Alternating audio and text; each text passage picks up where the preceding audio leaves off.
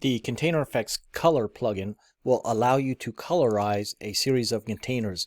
We have a scene set up here in that we have 10 containers or sub-containers of one of our main groups here, or main containers. So if we come in, we can rename this. This is where we want to drag our Container Effects color. And you can see that I have nothing on my cubes but an image currently. I don't have any type of material on it. Now, when I drag the Container Effects Colorize on it, it immediately colorizes these cubes. So I'm going to go into the properties editor of the Container Effects color, and here at the very bottom what we have is a start color and an end color. We can come in and change our start color, and you can see that it changes it immediately. And if we want to change our end color, we can. We won't see it until we come up to our progress percentage and adjust this. So as we come up and adjust our progress percentage, this will change the color. And if this is where you want to keyframe it, we could start at 0 up here in the progress percentage, set our keyframe, and then come back up to our progress percentage, set 100, and hit set keyframe. Now we have a keyframe, we hit play, and you can see that it colorizes these cubes.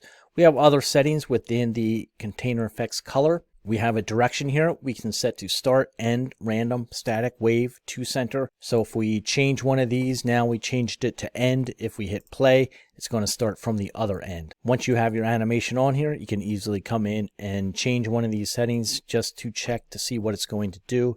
We have it set to center. As you can see, we hit play. It now goes out from the center. The interpolate, linear, and soft is how it interpolates the keyframes or the animation in here. If you wanted to ease in and ease out, you can use the soft.